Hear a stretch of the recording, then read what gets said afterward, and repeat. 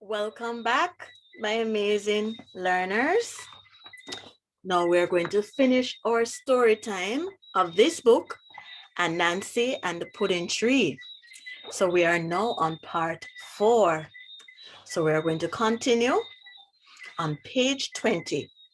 When Brother Dog threatens Brother Puss what he's going to do with him the next time he sees him, and he vows that we will never be friends again. So that is where we stopped in part 3. I hope you watched parts 1, 2, and 3 already. If you didn't, stop this video now and go back and watch those. And then you will come back and watch this final section, part 4. So the story continues. On his way home, Brother Puss observed a flower trail. He knew that Bredda Anancy and Brother Dog must have followed him, but how did it originate? As he pondered, he decided to check his basket. He was amazed to find flour in it and a tiny hole in the bottom from which the flour sprinkled. The markings suggested that the hole was made by Brother Rat. Now I know who caused all my problem, said the angry Brother Puss. I'm going to eat Brother Rat since he deprived me of my pudding. He has many close relatives that I will also eat. When he arrived home, everyone was waiting for pudding. Where is the pudding? They asked. Brother Puss just kept crying, meow, meow. He was hoping that Brother Rat would turn up, but he didn't. He was now certain that Brother Rat was the one that gnawed the hole in his basket. From that day, he declared war on Brother Rat. Brother Dog, only you and I know where the pudding tree stands. We are going to have a fine time feasting on pudding, said Anancy with a broad, raucous laughter. It is too toothsome for us to sell any. I can hardly wait for the weekend to come for me to sink my teeth in pudding, said Dog. For the next couple of days, every night, Anancy dreamt that he was eating pudding. Anancy told Dog of his dreams. Strangely enough, replied Dog, I have been getting the same dreams. Friday morning came. Eagerly, Brother Dog and Brother Anancy set off for the pudding tree. They trotted anxiously all the way. In a short time, they arrived. They looked on the pudding tree and saw 4 lovely ripe puddings. They were delighted. Mouth water dropped freely from Brother Dog's mouth. Well, said Brother Dog, you know that I cannot climb. You have to climb the tree. Each one you drop, I will catch. When you come down, I will take your share and I will take mine. I will be climbing, so I must get 3 and you get 1, stated Anancy. Brother Anancy was very surprised that Dog accepted his demand without any fuss. Brother Dog had not before accepted any compromise with respect to his food. Let us see. Brother Anancy was not an agile and able climber as Brother Puss. He was not able to carry the puddings down with him. He was obliged to drop them. He hauled himself up the tree, held onto the branch with one hand, and used the other to pick each pudding. Pick the pudding, pick the pudding. He dropped it to Brother Dog, who immediately started to greedily consume it. Brother Dog, shouted Anancy, you are breaking the agreement. I told you that when I get off the tree, we would share the puddings. I hope you know that you have taken your share already. Brother Anancy dropped another pudding, and Brother Dog also quickly gobbled it up. Brother Dog, you are greedy and unreasonable. You ate your share and now you have taken one of mine. I couldn't believe that anyone could eat 2 of these puddings. You are gluttonous. I know that you must be feeling very uneasy. Now, I am sure you won't be able to nyam the 2 that remain. So Nyam, N-Y-A-M, is patois, Jamaican Creole, for eat, to eat greedily. Let us continue. Bredda Anancy picked a third pudding and dropped it. He watched in alarm and disgust as Bredda Dog gobbled it up faster than before. I can't believe it. I can't believe that you are so unreasonable. You probably believe that I said that you should get 3 and I get 1, reasoned Anancy. I feel cheated. Bredda Dog, I did not know that you're a wicked thief. Older persons always warned me not to go into business with long-mouthed persons. I see how long your mouth is, so I should never enter into business with you. I know it is impossible for you to consume this last one. That's the only reason I will drop it, said the beaten Anancy. Anancy dropped it and started his slow climb down the tree. When he was near the ground, he paused to look.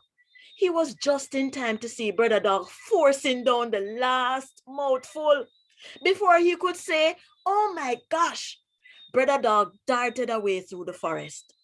Anancy was hot on his trails, but was no match for the speedy Bredda Mongrel Dog.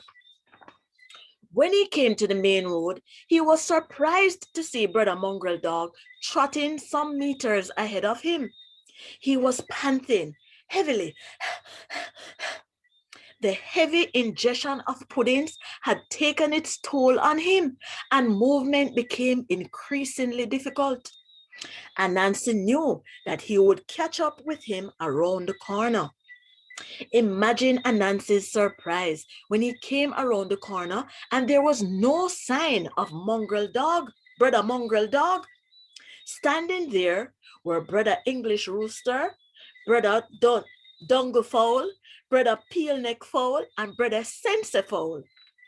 Anancy looked everywhere, even in the mango tree above the road where he saw Bredda Cockroach hiding from the fowls. Bredda Anancy had owed Bredda Cockroach some money and did not want to meet him. Bredda Cockroach saw Bredda Anancy but dared not call him. Bredda Anancy did not observe that there was a hole in the road. Bredda Dog knew that it was there and jumped into it. He gave those who saw him a stern warning not to tell Anancy that he was there. Bredda Anancy was puzzled. Where could Bredda Dog go? Have you seen Bredda Dog? He asked. No, came a loud chorus from everyone. Bredda English Rooster winked an eye to Anancy and used his beak to point at the hole. Anancy walked over and looked in. He saw 2 frightened eyes staring up nervously at him. I did not know that eyes bear in the ground. I wanted a pair of spear eyes for a long time. I have spear hands and spear legs, but no spear eyes. God provides spear eyes for me today. Today is not an unfortunate day after all. Spear eyes are better than pudding. These eyes are easy to dig out. They're not covered by dirt. It is good that I've walked with this pointed stick. It will do the job. Anancy lifted the stick menacingly. My eyes, Bredda Anancy, cried Bredda Dog. I am very disappointed. I really would be happy with 2 extra eyes, lamented Anancy. We have a matter to settle. If you want to keep your eyes, come out. Bredda Dog slowly and reluctantly pulled himself out. There are many ways to hang a dog without using a rope, and I could use one of those ways on you. However, I'm going to give you the lightest punishment. Lie right here on the ground and let me punish you, commanded Anancy. Are you joking, Anancy? Lie down for you to punish me? No way, exclaimed the defiant dog, attempting to walk away. Anancy grabbed him around the neck. Bredda Dog put up token resistance but was too full to put up a good fight. Anansi pitched him to the ground and fastened his elbow in his rib cage. He pressed hard until all the pudding was expelled from his stomach. That section of dog's abdomen became indented. Until this day, mongrel dogs' belly sides remain indented regardless of how much food they eat.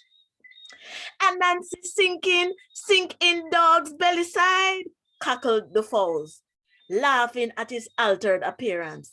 They had never seen anything before to cause them to cackle. From that day, fowls never stopped cackling. As dog limped away, Brother Cockroach was praying for the fowls to go away without looking up in the tree.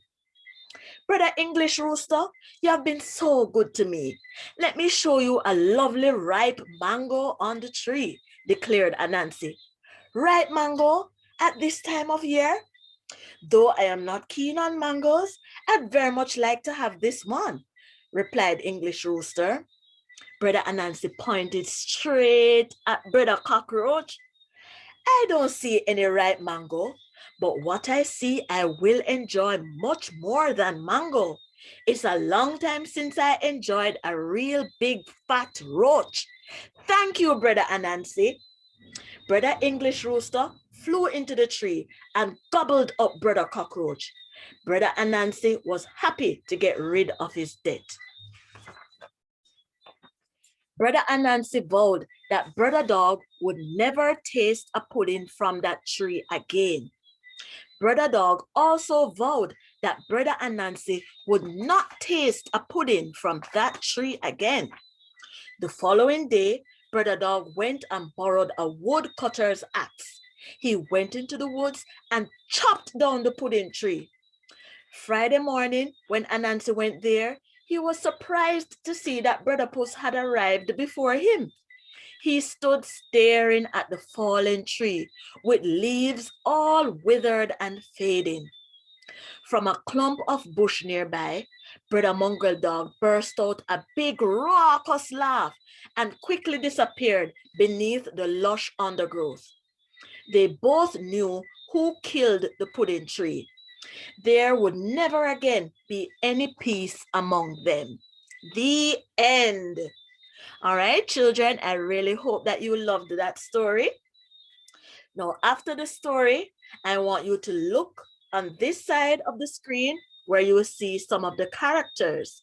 And you can play Pictionary with your friends because you have Brother Puss, Brother Dog, Brother Anansi, Brother Rat, some of the characters that were in the story. Now, I will see you another time when we will read yet another wonderful story by a Jamaican author. Enjoy!